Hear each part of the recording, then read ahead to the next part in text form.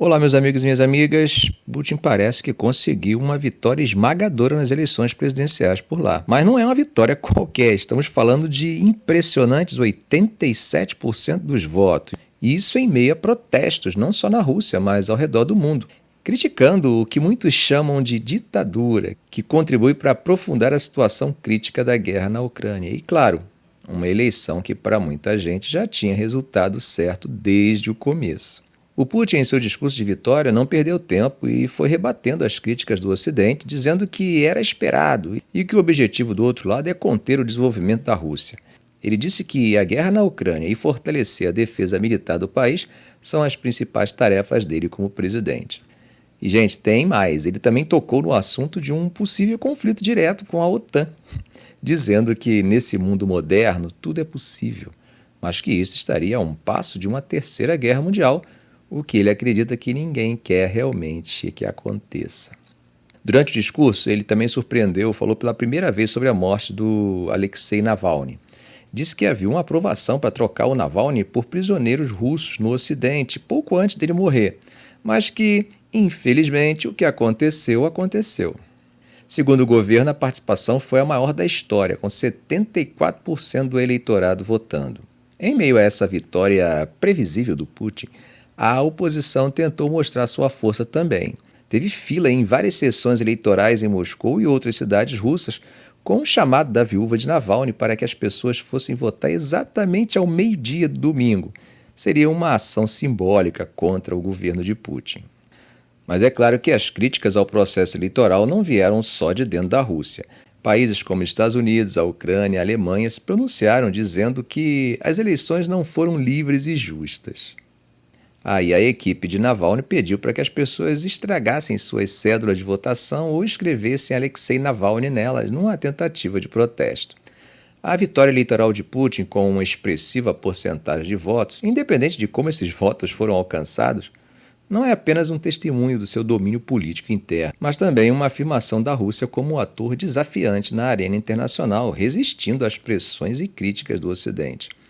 A retórica dele, enfatizando a defesa e o fortalecimento militar em resposta à guerra na Ucrânia, é uma clara manifestação do realismo estrutural, onde a segurança do Estado e a projeção de poder são primordiais. A possibilidade mencionada de um conflito direto com a OTAN, embora arriscada, sublinha a importância de manter um equilíbrio de poder para evitar uma escalada para um conflito de proporções catastróficas. Bom, gente, a Coreia do Norte volta a aparecer nas manchetes. Nessa segunda-feira, o país disparou mísseis balísticos de curto alcance em direção ao mar, marcando seu primeiro lançamento desse tipo em 2 meses. Esse evento acaba coincidindo com a visita do secretário de Estado dos Estados Unidos, Antony Blinken, a Seul, onde ele participou de uma conferência sobre o avanço da democracia, uma iniciativa hospedada pelo presidente Yoon Suk-yeol. As Forças Armadas da Coreia do Sul relataram que esses mísseis foram lançados entre 7 horas e 44 minutos e 8h22 da manhã, horário local, partindo de Pyongyang, a capital do norte. Eles voaram cerca de 300 quilômetros antes de aterrissarem na costa leste.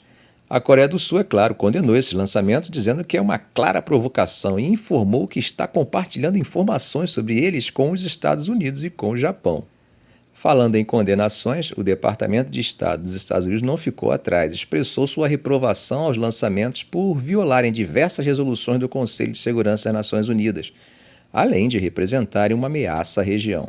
Do outro lado, o Japão, que observou que 3 mísseis foram lançados alcançando cerca de 350 km, com uma altitude máxima de 50 km, também se pronunciou. O primeiro-ministro, Fumio Kishida, classificou as ações da Coreia do Norte como uma ameaça à paz e à segurança regional e internacional, e que seriam absolutamente inaceitáveis. Um ponto intrigante dessa situação é a declaração do ministro da Defesa da Coreia do Sul, sobre a possibilidade de os mísseis estarem sendo testados para exportarem para a Rússia.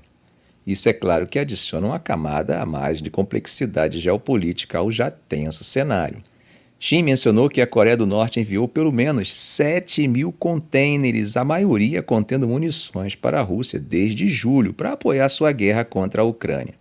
E que, em troca, a Coreia do Norte teria recebido suprimentos de combustível e alimentos, o que parece ter aliviado temporariamente algumas de suas dificuldades econômicas. Bom, gente, essa demonstração de força da Coreia do Norte surge logo após os militares da Coreia do Sul e dos Estados Unidos concluírem 10 dias de exercícios militares conjuntos.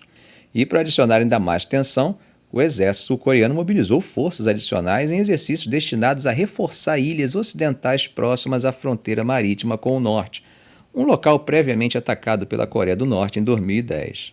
Enquanto isso, Blinken está participando da Cúpula pela Democracia, uma iniciativa feita pelo presidente Joe Biden focada em discutir formas de combater o retrocesso democrático e a erosão dos direitos e liberdades ao redor do mundo.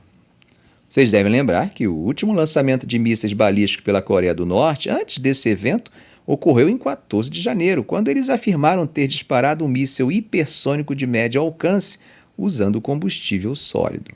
Bom, gente, o que fica claro é que o lançamento de mísseis balísticos pela Coreia do Norte, num momento como esse, com a presença de Blinken, demonstra os esforços contínuos do país em afirmar sua soberania e capacidade militar diante da pressão internacional. Essa ação, além de ser uma provocação, ela também serve como um lembrete da importância da dissuasão e do equilíbrio de poder na Península Coreana, onde, como temos percebido, as alianças militares e a projeção de força continuam a ser ferramentas para a manutenção da estabilidade na região. Atravessando o Mediterrâneo, olha, gente, a situação em Gaza está mais crítica do que nunca.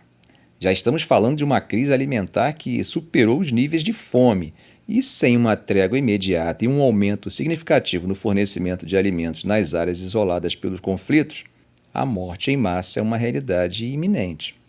A IPC, que é a organização apoiada pela ONU e responsável por declarar formalmente as fomes, indicou que 2 dos 3 critérios para essa declaração provavelmente já foram atendidos: a escassez geral de alimentos e a prevalência da desnutrição. Embora ainda faltem dados completos sobre as taxas de mortalidade, que é o terceiro critério, há uma crença de que os residentes nas áreas afetadas já podem estar morrendo de fome e desnutrição em uma escala de fome, especialmente as crianças menores de 4 anos. Para evitar uma catástrofe, é urgente uma decisão política imediata por um cessar-fogo acompanhado de um aumento significativo no acesso humanitário e comercial para toda a população de Gaza. Como nós sabemos, atualmente mais de 1 milhão de pessoas em Gaza, o que corresponde aproximadamente à metade da população, enfrentam escassez catastrófica de alimentos. A pior categoria, com cerca de 300 mil pessoas agora enfrentando a perspectiva de taxas de mortalidade em escala de fome. Como temos visto, a crise tem gerado críticas severas a Israel por parte de aliados ocidentais, e isso desde o dia 7 de outubro. A União Europeia e outros atores internacionais condenaram o uso da fome como arma de guerra e pediram ações imediatas para mitigar a crise humanitária. Em resposta, Israel afirmou estar permitindo a entrada de ajuda humanitária em Gaza por terra, ar e mar, apesar das alegações de interrupções violentas por parte dos militantes do Hamas. A guerra, que começou com um ataque do Hamas a Israel, resultou na morte de cerca de 1.300 israelenses e mais de 200 de sequestrados. Do lado palestino, estima-se que cerca de 31 mil pessoas já morreram, incluindo mulheres e crianças. Essa situação acabou desencadeando negociações para um cessar-fogo. Entretanto, os ataques contínuos, incluindo um grande assalto ao hospital Al-Shifa em Gaza, complicam essas negociações. O hospital, um dos poucos ainda parcialmente funcionais no norte da faixa de Gaza, sofreu um grande ataque por parte das forças israelenses, aumentando ainda mais a crise humanitária e dificultando os esforços de resgate e assistência às vítimas. Eu, particularmente, continuo torcendo para que uma solução urgente seja encontrada para interromper essa morte de civis que vivem hoje em condições inimagináveis para qualquer ser humano. E mesmo compreendendo, sob o ponto de vista do realismo estrutural, o complexo dilema entre a segurança dos Estados e a manutenção do direito humanitário, desejo que todos aqueles responsáveis pela intencional morte de civis, sejam membros de organizações ou agentes de Estados soberanos, respondam por seus atos diante do direito internacional. Acredito que a impunidade contribui para que atrocidades como essas continuem ocorrendo nos conflitos armados. Ficamos por aqui. Se esse vídeo foi útil para você, faça um comentário, compartilhe em suas redes sociais, dê um like. E é claro, se ainda não for inscrito, inscreva-se no canal e ative o sininho. Ok, gente? Um grande abraço do professor Arão Alves.